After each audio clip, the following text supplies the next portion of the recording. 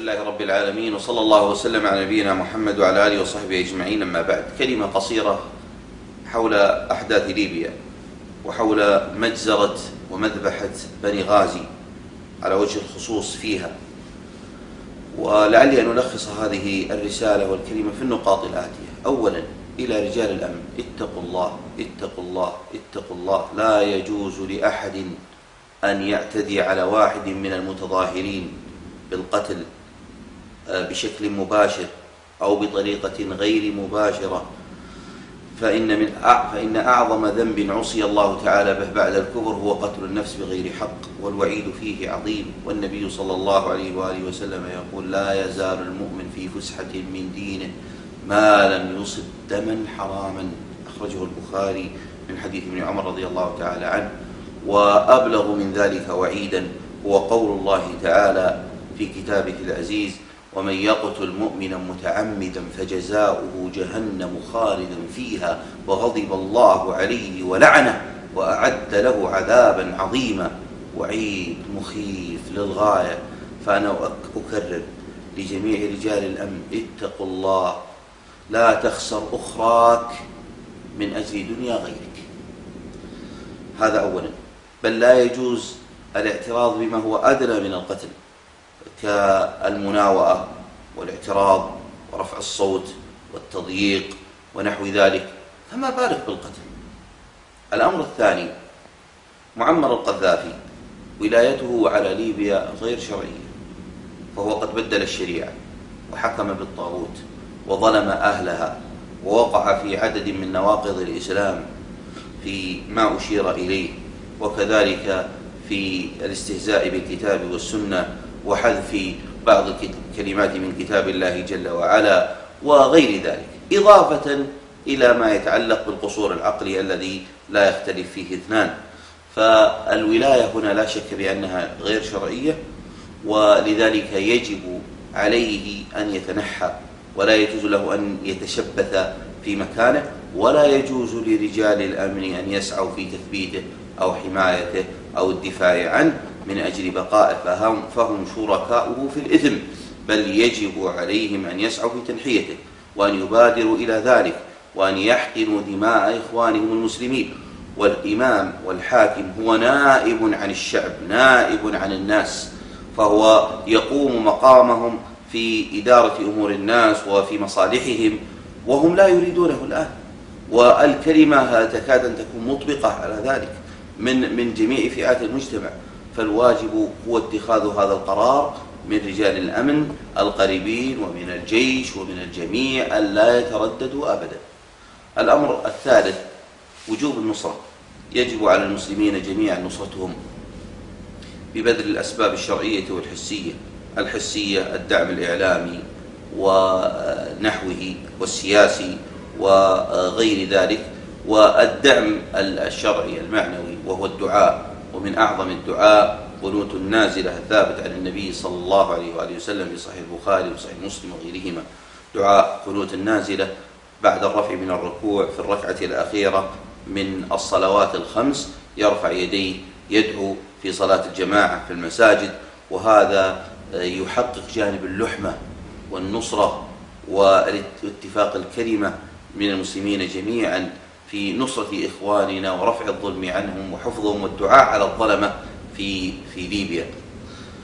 وأيضا مما تجب فيه النصرة بذل الأسباب الشرعية الأخرى، وهي التي جاءت في قول الله تعالى: إن تنصروا الله ينصركم ويثبت أقدامكم، وقول الله تعالى: وكان حقا علينا نصر المؤمنين. هذا وعد من الله إذا بذلنا السبب الشرعي.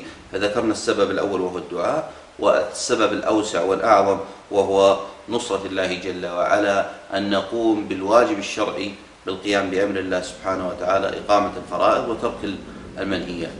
وأيضا النقطة الرابعة: لا بد أن يكون المطلب هو رفع الظلم عن الناس جميعا والسعي في تحقيق مصالحهم كما أمر الله جل وعلا، أي أن نحكم بشريعة الله.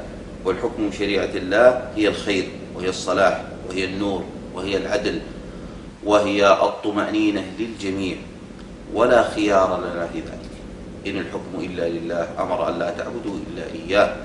ويقول الله جل وعلا: أفحكم الجاهلية يبغون ومن أحسن من الله حكما لقوم يوقنون.